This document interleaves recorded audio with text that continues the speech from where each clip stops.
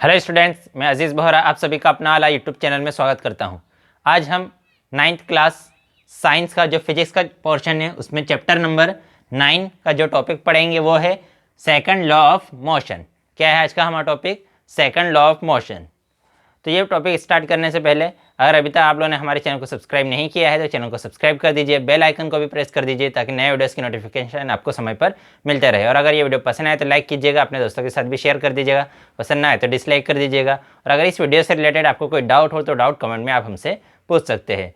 और इस वीडियो से या यूट्यूब से मेरी जो भी अर्निंग होगी या जो अर्निंग हो रही है उस अर्निंग का 10% गरीब बच्चों को फ्री एजुकेशन मुहैया कराने में किया जाएगा, तो सपोर्ट करते रहिए। तो क्या है हमारा टॉपिक? हमारा टॉपिक है सेकंड लॉ ऑफ मोशन। क्या है हमारा टॉपिक? और topic is second law of motion. तो हमने फर्स्ट लॉ ऑफ मोशन पढ़ा था। फर्स्ट लॉ ऑफ मोशन का स्टेटमेंट क्या था कि अगर कोई ऑब्जेक्ट रेस्ट में है तो रेस्ट में ही रहेगा, अगर वो यूनिफॉर्म मोशन कर रहा है तो यूनिफॉर्म मोशन ही करता रहेगा। कब तक? जब तक कि उस पर कोई एक अनबैलेंस्ड फोर्स अप्लाई ना हो। तो सपोज करो एक ऑब्जेक्ट किसमें है? रेस्ट में। Suppose we have a object and it is in rest. अगर ऑब्जेक्ट रेस्ट में है इसका मतलब उसकी वेलोसिटी कितनी है? ज़ीरो। ऑब्जेक्ट किसमें है? रेस्ट में, तो इसकी वेलोसिटी कितनी है? ज़ीरो। और सपोज करो एक कोई ऑब्जेक्ट क्या कर रहा है? Uniform motion. तो हमने सपोज कर लिया उसकी वेलोसिटी कितनी है, कुछ भी वेलोसिटी हो सकती है। तो जब यूनिफॉर्म मोशन करेगा तो उसकी वेलोसिटी क्या रहेगी? कांस्टेंट, मतलब चेंज नहीं होगी। अगर उसकी वेलोसिटी 5 मीटर पर सेकंड है तो उसकी वेलोसिटी 5 मीटर पर सेकंड ही रहेगी, उसकी वेलोसिटी चेंज नहीं होगी। कब तक? जब तक कि उस पर कोई अनबैलेंस्ड फोर्स अप्लाई ना हो, जब तक कि उस पर कोई अनबैलेंस्ड फोर्स अप्लाई ना हो। अब अगर मैंने किसी ऑब्जेक्ट पर अनबैलेंस्ड फोर्स अप्लाई कर दिया, मैंने क्या किया? ऑब्जेक्ट पर अनबैलेंस्ड फोर्स अप्लाई कर दिया, तो अगर वो रेस्ट है तो रेस्ट में है, और अगर मैंने उस पर अनबैलेंस्ड फोर्स अप्लाई किया तो वो मोशन में आ जाएगा। मतलब उसकी वेलोसिटी क्या हो जाएगी? ज़ीरो से चेंज होकर कुछ वैल्यू आ जाएगी उसकी। या अगर उसकी कोई कांस्टेंट वेलोसिटी हो या अगर यूनिफॉर्म मोशन कर रहा है और वहाँ पर भी मैंने अगर अनबैलेंस्ड फोर्स अप्लाई किया तो उसकी वेलोसिटी क्या हो जाएगी? चेंज हो जाएगी। तो जब भी किसी ऑब्जेक्ट पर हम क्या करेंगे? अनबैलेंस्ड फोर्स अप्लाई करेंगे तो उस ऑब्जेक्ट की वेलोसिटी क्या होती है? चेंज। वेलोसिटी चेंज हो रही है इसका मतलब उसमें क्या आया? एक्सेलरेशन। हमने पढ़ा है rate of change of velocity is called acceleration. तो अगर हमने फोर्स अप्लाई किया तो वेलोसिटी चेंज होगी। वेलोसिटी चेंज हुई मतलब उस ऑब्जेक्ट में क्या आ गया? उस ऑब्जेक्ट में आ गया एक्सीलरेशन। ठीक है। अब एक्सीलरेशन किसकी वजह से आया? फोर्स की वजह से। हमने उस ऑब्जेक्ट पे क्या अप्लाई किया? फोर्स। उस ऑब्जेक्ट पर हमने फोर्स अप्लाई किया, फोर्स अप्लाई करने की वजह से उस ऑब्जेक्ट पर क्या आ गया? एक्सेलरेशन आ गया। ठीक है। तो ये तो अभी रहने देते हैं। ठीक है। तो हमारे पास क्या है? हमने फोर्स अप्लाई किया, फोर्स अप्लाई किया तो उस ऑब्जेक्ट पर क्या आ गया? एक्सेलरेशन। तो अब ये जो एक्सेलरेशन है वो फोर्स पर किस टाइप से डिपेंड करेगा? How acceleration will be depend on the force applied on any object. कि किसी ऑब्जेक्ट पर हमने फोर्स अप्लाई किया तो उस ऑब्जेक्ट का एक्सेलरेशन उस फोर्स पर किस टाइप से डिपेंड करेगा वो हम पढ़ेंगे।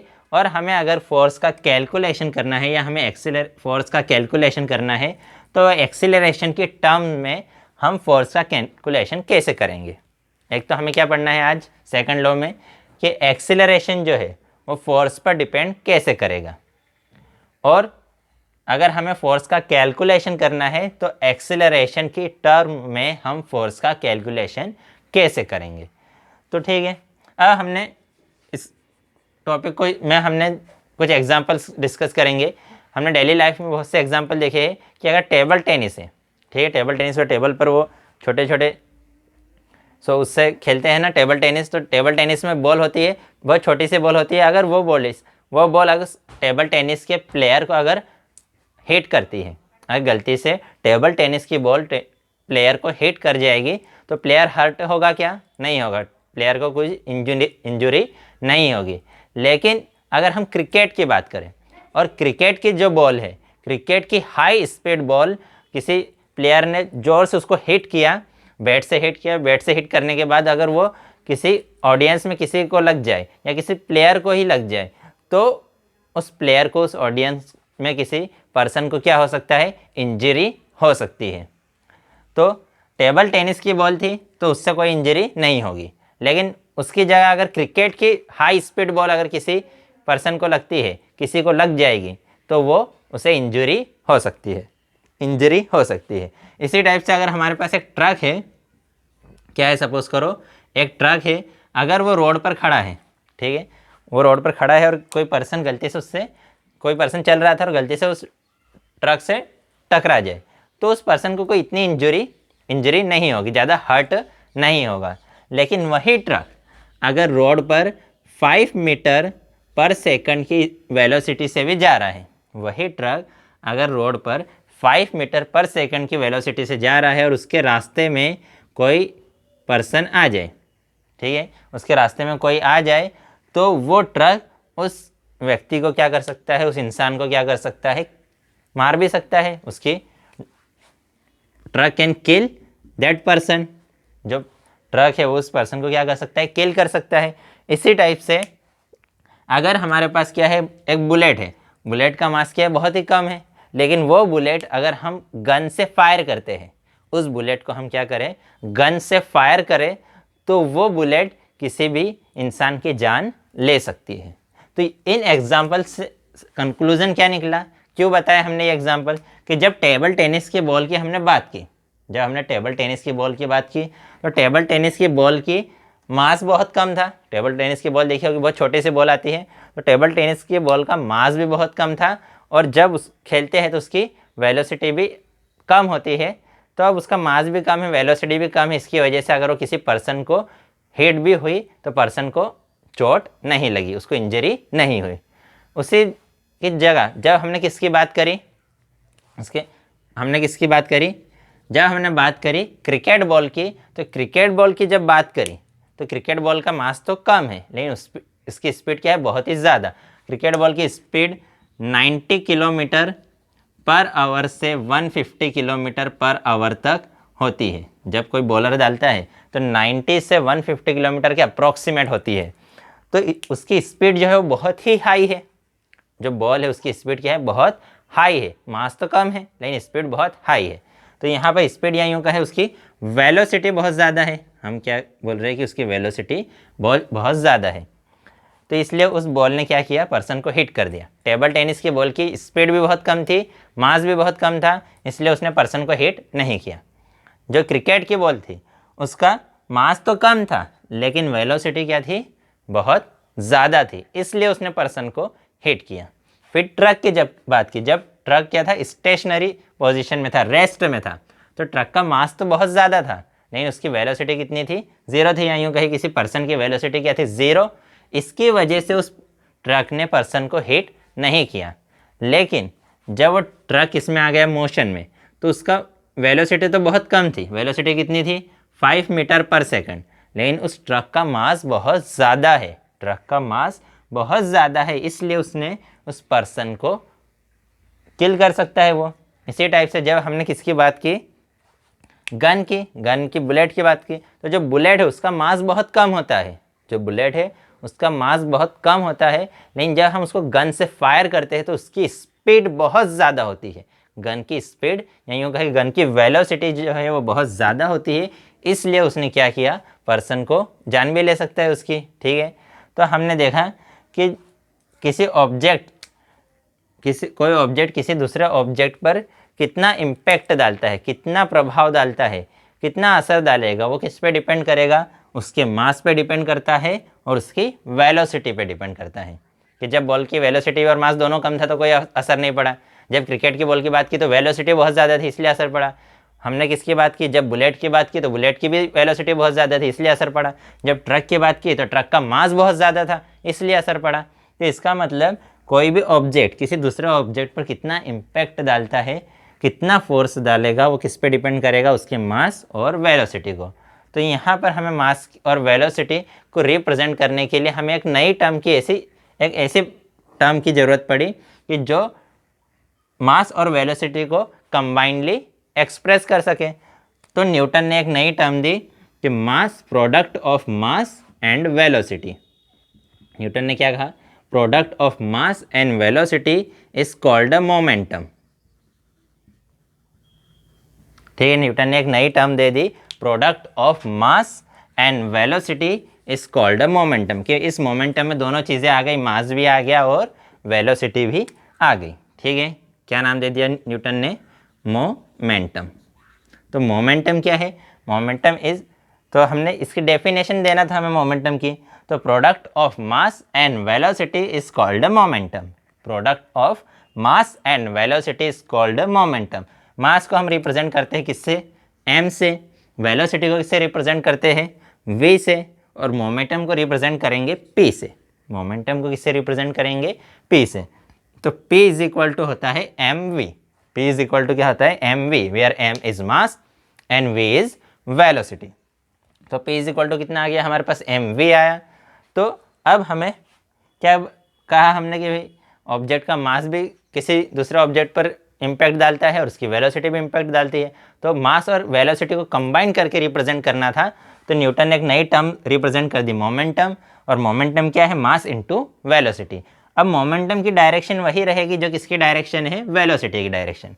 क्योंकि जो वेलोसिटी है, वेलोसिटी में क्या होता है? मास भी होता है और मास नहीं सॉरी, वेलोसिटी में डायरेक्शन भी होती है और मैग्नीट्यूड भी होता है।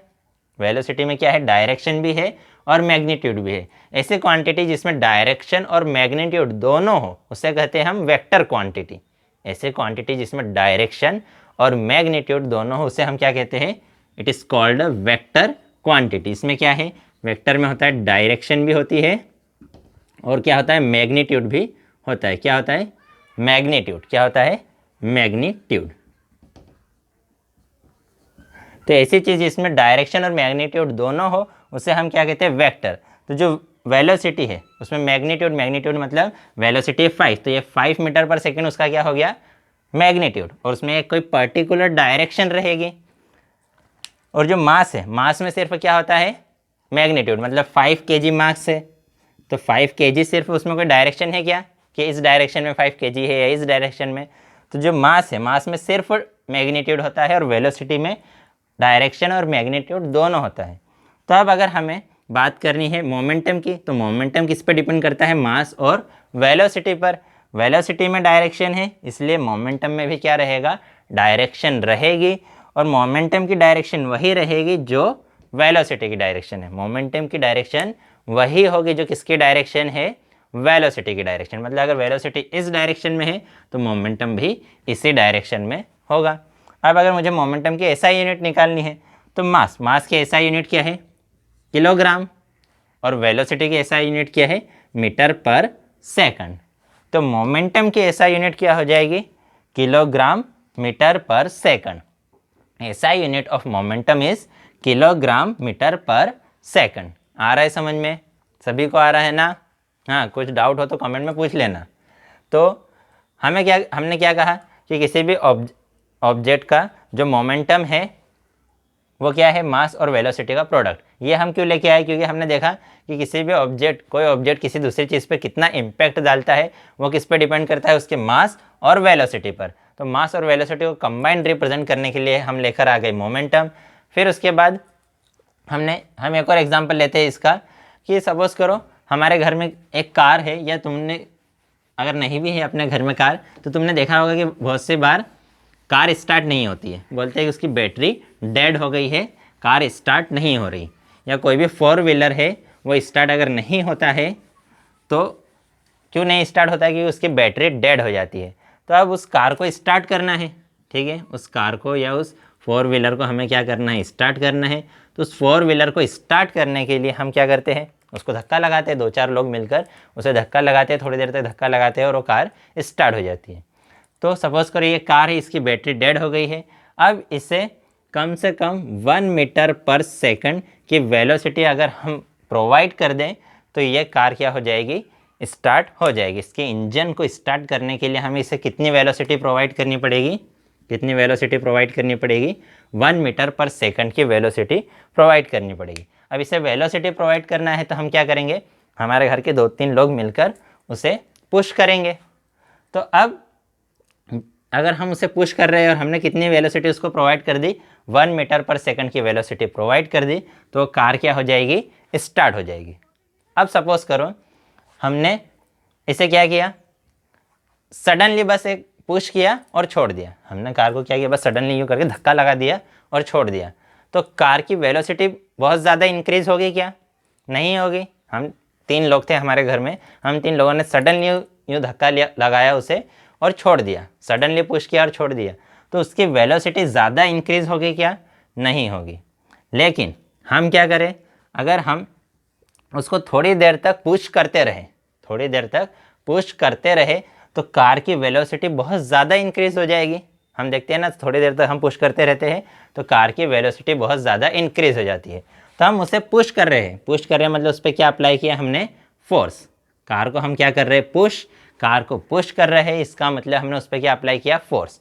तो फोर्स अप्लाई किया तो उसकी वेलोसिटी क्या हुई, चेंज।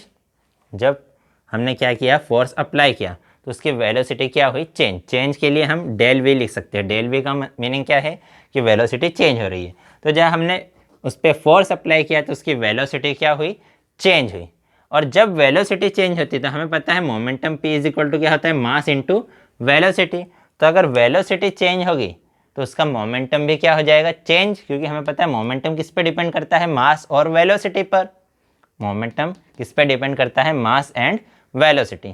तो अगर वेलोसिटी चेंज हो रही है इसका मतलब क्या चेंज हो रहा है, उसका मोमेंटम भी चेंज हो रहा है। तो अगर हम किसी भी ऑब्जेक्ट पर क्या अप्लाई करते हैं, क्या अप्लाई करते हैं, फोर्स, तो उसका क्या चेंज होगा, वेलोसिटी। और वेलोसिटी चेंज हो रही है इसका मतलब उसका मोमेंटम चेंज होगा।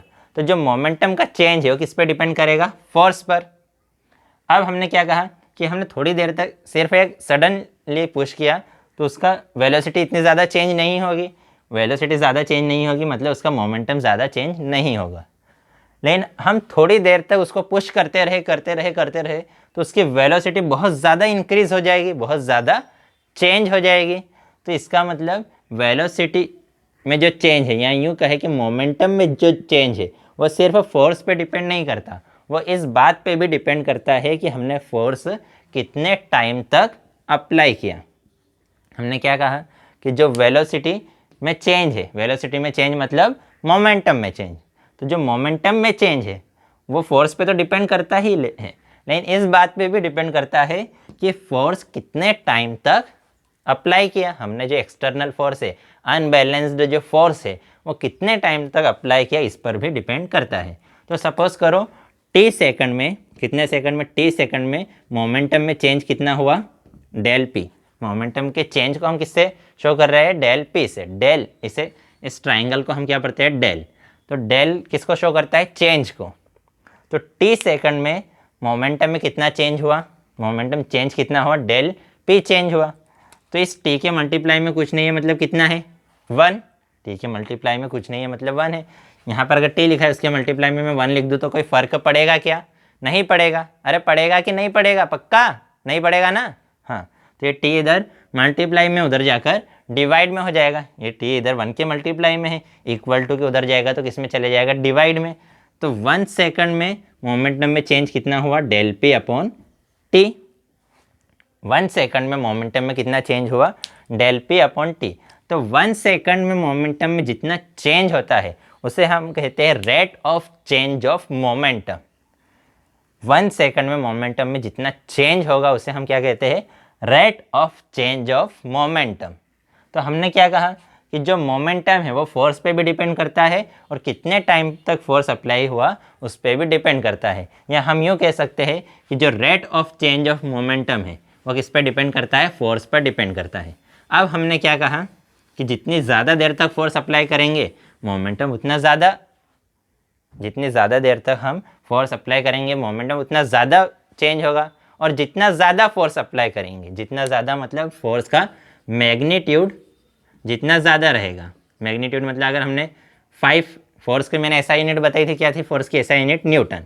तो अगर 5 न्यूटन की बजाय हम 10 न्यूटन का फोर्स अप्लाई कर दें तो ज़्यादा मोमेंटम चेंज होगा। तो मोमेंटम में चेंज एक तो फोर्स के मैग्नीट्यूड पे डिपेंड करता है और एक तो टाइम पे डिपेंड करता है। तो हमने क्या कहा कि जो del P upon T, del P upon T मतलब क्या है, rate of change of momentum. Rate of change of momentum वो किस पे डिपेंड करता है, फोर्स पर। इस यहीं से आया हमारा सेकंड लॉ का स्टेटमेंट। यहीं से हमारा क्या आया, सेकंड लॉ ऑफ मोशन का स्टेटमेंट क्या है सेकंड लॉ ऑफ मोशन का statement? The rate of change of momentum, ये क्या है? The rate of change of momentum is directly proportional to applied unbalanced force. जो rate of change of momentum है वो किसके डायरेक्टली प्रोपोर्शनल है? Unbalanced force के डायरेक्टली प्रोपोर्शनल है, ठीक है। और जो मोमेंटम में चेंज है वो किस डायरेक्शन में होगा? जिस डायरेक्शन में हमने फोर्स अप्लाई किया है। जो मोमेंटम में चेंज है वो किस डायरेक्शन में होगा? उस डायरेक्शन में होगा जिस डायरेक्शन में हमने फोर्स अप्लाई किया है। तो स्टेटमेंट क्या है? The rate of change of momentum is directly proportional. ये किसका साइन है? जैसे हमारा इक्वल टू का साइन होता है ना, ये इक्वल टू का साइन होता है, ये प्लस का साइन होता है, माइनस का साइन होता है, इसी टाइप से ये किसका साइन है? Directly proportional. कि ये जैसे जैसे हम फोर्स इंक्रीज करेंगे ये वैल्यू भी क्या होती जाएगी? इंक्रीज। तो डायरेक्टली प्रोपोर्शनल है कि एक चीज़ बढ़ेगी तो दूसरी चीज़ भी बढ़ती है, तो हम कहेंगे कि वो दोनों कैसे प्रोपोर्शनल है? Directly proportional.